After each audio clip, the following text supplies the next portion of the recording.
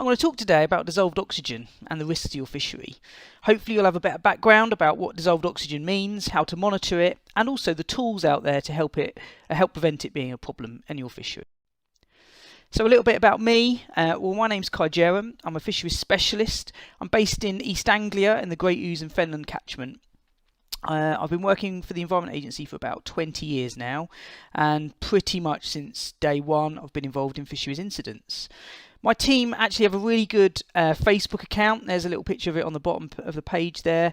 If you just search for @Ouse Fishery or Environment Agency through Facebook, you'll find us. Pretty good coverage of the sort of work we do, including incidents and some advice as well. So a little bit about the Environment Agency's Fisheries service. So all teams offer a fisheries incident service. This is 24/7 staffed, so whenever you get an issue, whether that's the weekend or out of hours, we're able to take that call and offer assistance. This is proudly funded by fishing licence income. It's a really important part of how we use that funding, and quite often we're welcomed by angling clubs that haven't really used the Environment Agency before or don't think they have, and then our service proves to be really useful. So hopefully you'll learn a bit more about that as we go on.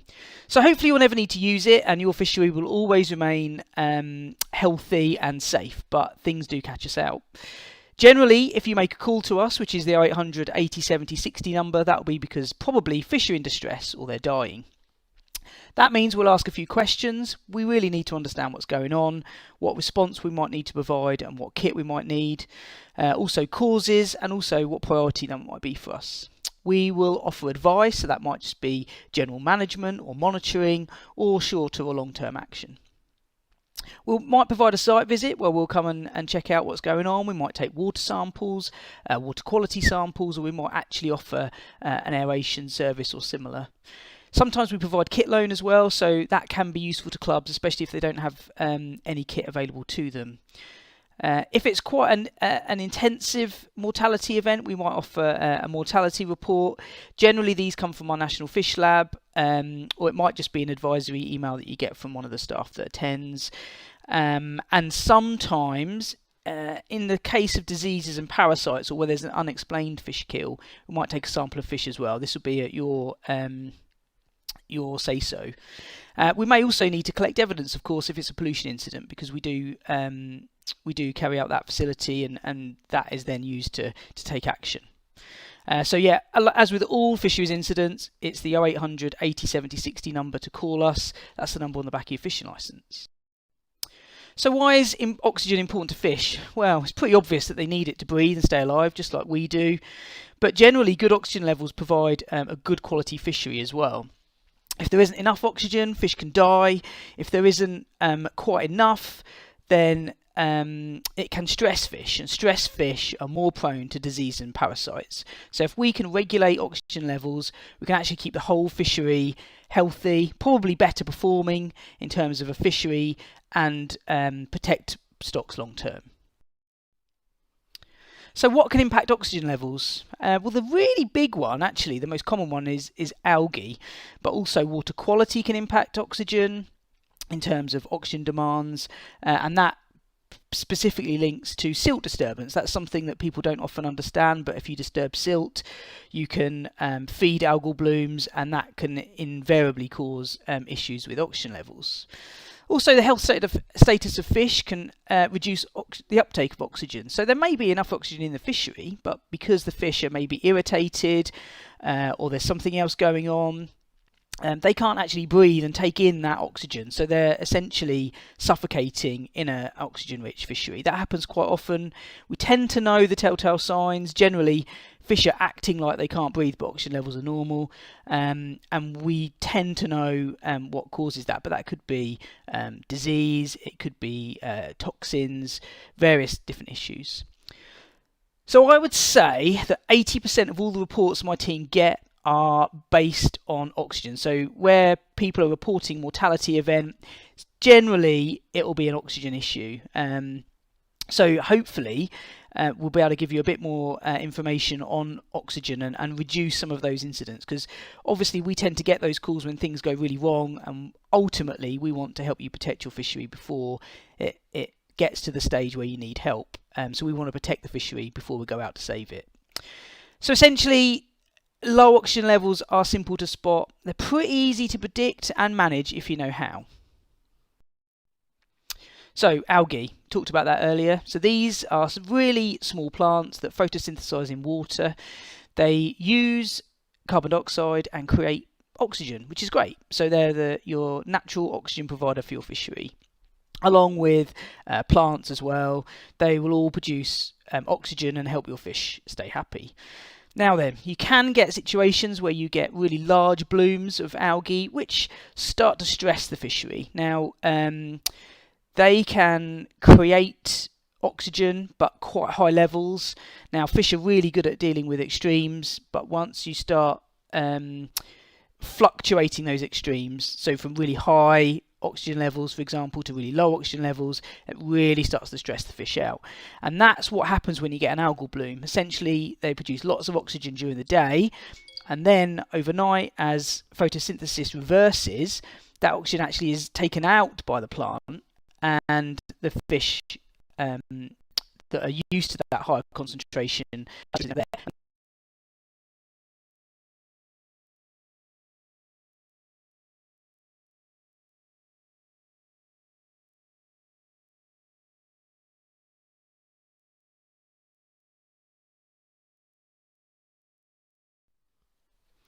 So the telltale signs if you've got an oxygen issue, to be honest, if you know your water well, you'll spot something's going on, even if you don't really know what it is. Now, the thing that we look for, and we tell anglers and club officials to look for, are what we call moribund fish. These are fish that are mooching around in the margins. They might be show signs of stress, like the picture on the bottom right there, with some fungus on it. But essentially, these are fish that are moping around, but they're not feeding, they're not moving away as you walk up to them, they're not bolting off. These are fish that aren't very well, and essentially it's not their preferred habitat to be in the margins, visible to predators, so you know something's going wrong there. The other thing, of course, the fishery just turns off. Fish don't feed, so when fish are stressed, they tend not to feed. That means, you might go from a really productive weekend to catching nothing, and that might happen over a couple of days or even several weeks, so just keep an eye out for that. And then another really interesting one is a change in colour. So I think we've all seen an algal bloom, a very dark green, sometimes almost like paint-like colour. But the really tricky ones are when that colour changes completely, what we call a die-off event. That's where the algae just collapse, the community just collapses, and the fishery can go either really clear, or it can look like a really dark, almost black colour. They're the really bad ones, because that means something's happened really instantly. And of course, if there are low oxygen levels that you've monitored, or really oxygen fluctuations, which I talked about earlier, so moving from what we call supersaturation, where there's a huge amount of oxygen, to hardly any, that's a telltale sign that something's going on. So I just mentioned turnover events, and I just want to explain that a little bit more. So I've stolen this PowerPoint slide here, but what you can see essentially is that generally the more oxygen in a fishery, and actually this tends to be more common on older fisheries, estate lakes, where there's a organic sediment loading, so really old sediments. Essentially, the higher up in the water column, the higher the oxygen levels are.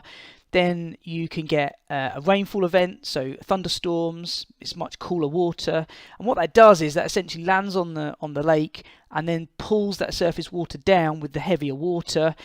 The oxygen depleted level at the bottom then moves up to the top. It all mixes, and that strips out the oxygen completely, and that can happen in a matter of hours, completely unwarned. And they are the really big ones. If we go out to a turnover event, that can be serious, and I've seen almost 80% mortalities as a result of one of those. So keep an eye out for that. Thunderstorms in warm weather and big algal blooms are the things to look out for. So why should you monitor oxygen levels? Well, the first thing I'm going to say is that every fishery or club should have an oxygen meter. If you've got Stillwater fisheries, especially things like, close to a commercial fishery, you've got high stock levels, you really must have an oxygen meter. It'll allow you to predict when oxygen levels are a problem, it'll prevent fish mortalities and the severity of those mortalities, and it'll help you plan for incidents and protect the fishery long term. It also allows you to be quicker in reacting and preventing the issues in the first place.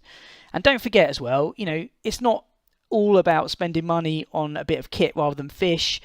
If you're preventing a fish kill, you're actually retaining fish stocks as they are. So it's better to invest in a piece of kit like this than it is to invest in fish. So really, every fishery should have one. So there's several types out there. They can be relatively cheap and they can be really expensive. The kit we use is about £2,000. The minimum level really you need to be spending on an oxygen meter is about £400, so the one on the right hand side. And essentially you do get what you pay for. Avoid the cheaper pond and aquarium kits if you can. They're not best suited to big waters. They're not very applicable, and they're not really resilient. What you really want is a digital kit, probably measuring in percentage saturation, which makes it very easy to compare levels and units. And maybe if it's an expensive investment for clubs, maybe think about sharing them out. But remember that you'll want an oxygen meter all at the same time. Everyone wants to check oxygen in the summer, so it's probably best if you can buy an item for the club. So when should you monitor oxygen levels? Well, there are two classics basically: dawn and dusk.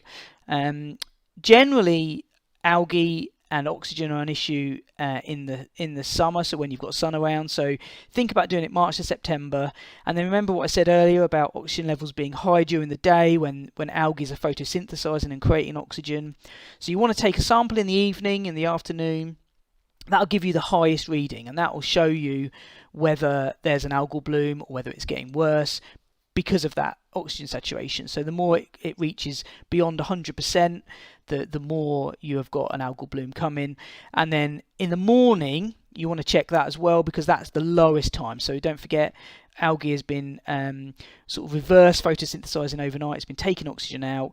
First thing in the morning is when those oxygen levels are lowest. So by those two measurements, you can understand the severity at both ends of the spectrum. And as that changes through the summer, you can start to track that algal bloom, and that allows you to take action, essentially, whether you start to turn on aeration or you make a call to us. Just remember that oxygen crashes can happen really quickly. I talked about the turnover events earlier. So monitoring is a brilliant thing to do, but keep an eye on it, and don't get caught out by events like a turnover event. Okay, so it's really important to understand what oxygen levels actually mean. And this is a question that we quite often get. I've got some data, but what does it mean? What am I looking at? So to give you a bit of an idea, I've created this little slide here. So normal oxygen levels in a fishery are between 80 and 100%. That can change with temperature. In colder weather, water can retain more oxygen. In warmer weather, it retains less oxygen. There are various reasons. Aeration obviously can increase that as well, quite naturally. Now then, when you start to record levels below 40%, that's when you're going to start to really see the impact on fish, especially predators. So species like trout, pike and perch, they're all really receptible to these lower levels of oxygen, and also bream and skimmers as well. So if you start to see these fish being affected and nothing else, you perhaps start to think about an oxygen issue. When you get to about 25%, then this really can be potentially dangerous, and it'll affect wider species, including carp and tench, which tend to be a little bit hardier. Roach and rudd, species like that, you'll probably start to lose the odd fish from about this period here, and it all depends on how quickly it's dropping as well. So if it's stayed at 25% for some time, that might be okay. If it's gone from 60 to 25% in a couple of hours, then that's something to keep an eye out on. Anything below 10%, and that means an almost certain mortality. You will definitely lose fish, even if it's been like this for a couple of hours. But the longer that period lasts for, the worse the impact is going to be in terms of stress and in terms of mortality as well. So it's really important to keep levels above 25-30% and ideally above 40% if you can. It's really important just to keep an eye on those oxygen levels and like I've said throughout, keep an eye on the trends. Watching them come down and go up is a really good sign that something's going wrong, and then you can act before it actually does go wrong. So I've talked a little bit about extremes, so just to recap on that, very low and very high oxygen levels are typical signs of an algal bloom. And fish are good at dealing with extremes in general, but they don't like that fluctuation. Anything above 200% is quite common. That sort of supersaturation means that there's a lot of vigorous algae injecting oxygen into that fishery. Expect the highest oxygen levels during the day in hot conditions when the sun is strongest. And again, the lowest levels are in the morning. So, aeration. Most anglers have seen aeration in some way, some form at fisheries that they go to. Just a little bit of a word of warning, they aren't as effective as they may look. They only raise oxygen levels by about 10 to 20% at best, and it's really localized. So if you've got an aerator on, it'll probably only provide an aerated, what we call survivable area within meters of that appliance. So you've got to be really careful. You should know where you're going to deploy your aeration. You need to know where you can get your units from and how to put them in. And by that, what we mean is it's not just as simple as whacking in an aerator. You need the right one for the right place. Generally, put it in the deepest area or where fish are congregating. So fish will tend to find the most oxygenated areas, but you might potentially put it in the windward end of the lake where fish have been blown down to because they're weak. And avoid shallow, silty areas. Disturbed silts can feed algae and just make matters worse. So surface aeration. So these are the ones that we've all seen. Paddle wheels, we've seen them on cart waters, or the mini jet ones. So they're pretty much an instant hit. They'll provide areas of oxygen. They do reduce silt disturbance because they're based on the surface. So if you've got a shallow fishery, then a paddle wheel is probably the right thing to go for. And they can create flow as well. So some fisheries like a paddle wheel on because it creates a bit of flow, which encourages feeding. Of course, you wouldn't necessarily want to do that if fish are stressed, but it does have sort of a side positive. Cons, so they are limited in their effective area, like I mentioned earlier. They're quite expensive to run, and some fisheries seem to run them 24/7, and they require power. Now, that obviously means cost, but it also limits where you can put them because you need cables, that can be expensive. You might need generators. The middle picture there is a solar-powered paddle wheel. These are pretty good, but remember that if you're installing a paddle wheel because of an emergency, actually it might not be active at the right time. So if you've got a very overcast day when you've had a turnover event, that paddle wheel isn't going to be effective as a powered one. Then you get the subsurface aeration, which essentially directly jets air into the water. These are pretty good because it diffuses air into the water body itself. Again, it can create a bit of flow. The cons though with these are that they do disturb the silt. So because it's jetting downwards, it can disturb the silt. Again, it requires power. Water pumps and plunging aeration. So the amount of times we've turned up at a fishery and you've got every pump going, jetting water onto the surface. Now, they are pretty accessible. Every farmer's got access to this sort of stuff, and they can be better than nothing, and they're generally easily deployed, but they are quite limited in effectiveness, and again, they can disturb silt. So it's a last resort. Chemical aeration. Now, this is something that's really, really effective. It's something that my team and a lot of teams across the country use, but it is really difficult to use in terms of safety. You can see all the PPE we've got there. It's quite expensive. It's not very easily accessible. I would say this is what you need when you've got the worst case scenario. And we provide the service, but you can also buy that in from consultants and contractors, but it's not cheap. So, in the long term, of course, it's always best to fix the problem, not deal with the outcome.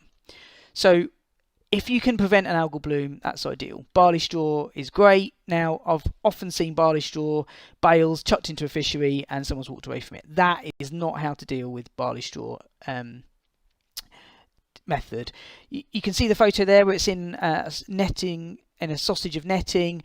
That is the way to use barley straw, and essentially you put that around the margins. It only really works on smaller fisheries, and you put it in sort of springtime. You leave it for 6 weeks and let it break down, and then you put another one in next to it, and then essentially you start cycling through new and removing the old. So and it's the breaking down of that barley straw that releases a chemical that inhibits the algae. Also, pond dyes are proven pretty popular. We've used these to some effect. Again, good on small fisheries because they're quite expensive.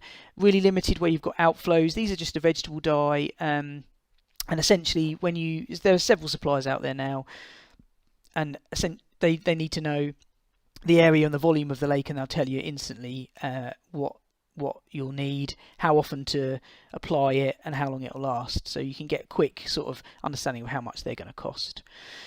And then think about reducing organic input. Wildlife, so Canada geese, we've seen a lot of that recently. Essentially creating the perfect nutrients for algae to flourish.